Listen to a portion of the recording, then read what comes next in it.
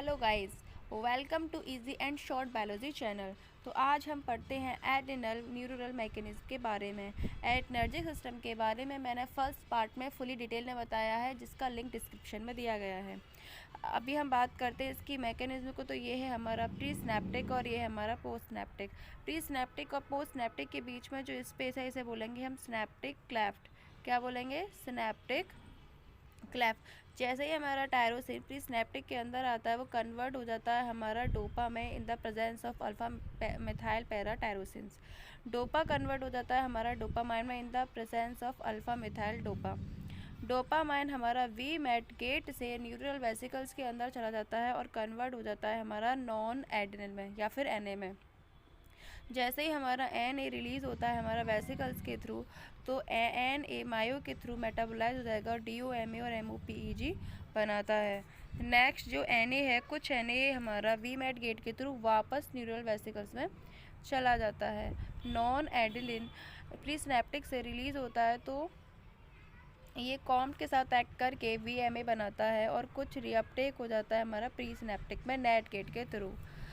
N A alpha और beta receptor के साथ बाइंड करके अपने फंक्शंस को शो करता है। अल्फ़ा बीटा रिसेप्टर के फंक्शंस के बारे में ऑलरेडी मैंने फर्स्ट पार्ट में बता दिया है। अगर हमारा एन ए अल्फ़ा ब्लॉकर के साथ बाइंड हो जाए, अल्फ़ा रिसेप्टर के साथ बाइंड हो जाए, इसे ब्लॉकर बोलते हैं, क्योंकि ये सारे एक्शंस को ब्लॉक कर देता है, यानी कि जो प्रोसेस हो रही है इसे क्या करेगा?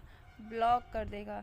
अभी इस जो हमारा डायग्राम है, इसमें कुछ ड्रग्स को मैंने मेंशन किया है जिनकी मोड ऑफ एक्शंस को हम लोग देख लेते हैं एक बार। जैसे कि हमारा रेजरपिन है, रेजरपिन क्या करता है? वी मेट गेट को ब्लॉक कर देता है। क्या करेगा? वी मेट गेट को ब्लॉक कर देता। नेक्स्ट जो हमारा मायो है, मायो के थ्रू जो मेटाबोलाइज होता है, अगर मायो इनहिबिटर को जो होगा वो मायो को ब्लॉक कर देगा, यानी कि नॉन एड्रेनलिन हमारा मायो के थ्रू मेटाबोलाइज नहीं होगा।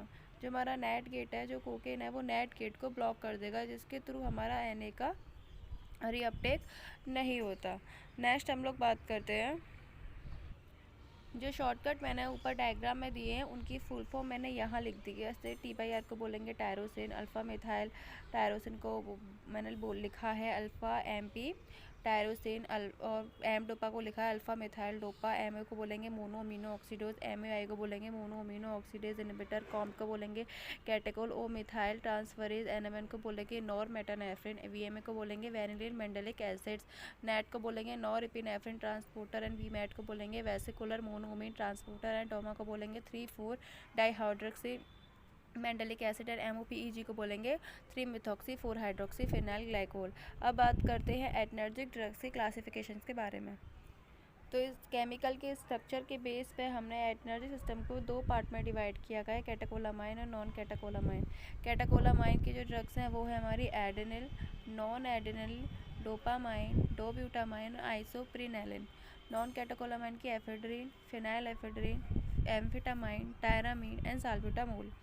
नेक्स्ट, एडनर्जिक ड्रग को तीन पार्ट में डिवाइड किया गया है, डायरेक्ट एक्टिंग, इनडायरेक्ट एक्टिंग और मिक्स ड्रग। डायरेक्ट एक्टिंग को दो पार्ट है, कैटाकोलामाइन और नॉन कैटाकोलामाइन।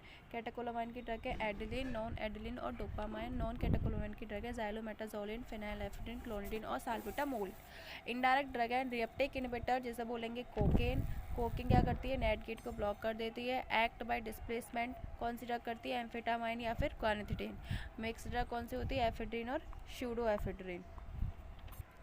अब देखते हैं हम ड्रग्स के फार्माकोलॉजिकल एक्शंस को। तो remember, alpha 2 beta 2 gives mostly inhibitory effects.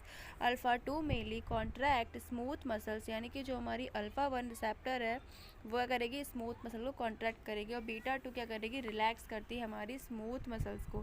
Blood vessel, urinary system, uterus, alpha 1 contract whenever beta 2 relax, यानी कि blood vessel, urinary system, uterus को अल्फ़ा 1 कॉन्ट्रैक्ट करती है और बीटा 2 क्या करती है ना? रिलैक्स कर देती है। Respiratory system, bronchus, beta 2 relax. These are very important function of this receptor.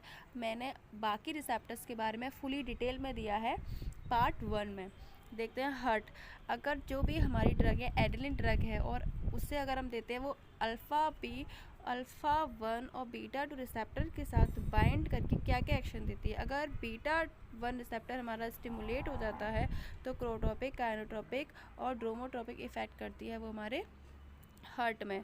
अगर हमारा अल्फ़ा 1 रिसेप्टर स्टिमुलेट होकर वैसो कॉन्ट्रैक्ट करता है और बीटा 2 रिसेप्टर स्टिमुलेट करके क्या करेगा, वैसो डायलेट कर। जीआईटी पे क्या इफेक्ट पड़ेगा, एड्रेनलिन का ड्रग्स का स्मूथ मसल्स ऑफ जीआईटी या रिलैक्स हो जाएगी by the direct action of beta 2 receptor. Beta 2 receptors के डायरेक्ट एक्शंस के थ्रू जो हमारी जीआईटी है वो रिलैक्स हो जाएगी indirect action of alpha 2 receptor, और अल्फ़ा 2 रिसेप्टर के इनडायरेक्ट एक्शंस के थ्रू जो हमारी जीआईटी है वो रिलैक्स हो जाएगी। यूरिनरी सिस्टम में क्या करेगा, अल्फ़ा 1 तो कॉन्ट्रैक्ट करेगा जबकि बीटा 2 रिसेप्टर हमारा रिलैक्स करेगा। जेनेटिकल सिस्टम में बीटा 2 रिलैक्स करेगा, यूट्रस को अल्फ़ा 1 कॉन्ट्रैक्ट करेगा, ब्रोंकस को बीटा 2 रिसेप्टर क्या करेगा, रिलैक्स करेगा।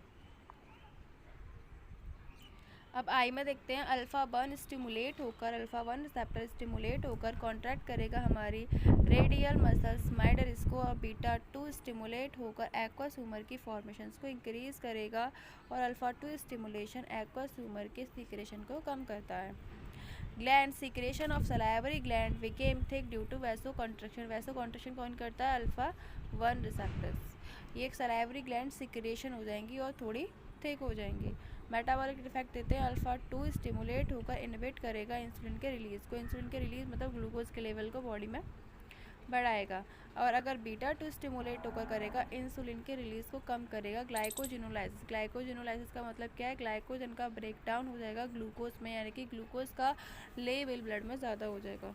किडनी बीटा 1 रिसेप्टर स्टिमुलेट करेगा जेरिसन को, रिलीज़ करेगा रैन को, यानी कि ये हमारे pharmacological actions of the adrenergic drugs. अगर आपको ये मेरा वीडियो अच्छा लगा हो तो प्लीज़ सब्सक्राइब करें, लाइक करें, शेयर करें। Thanks for watching.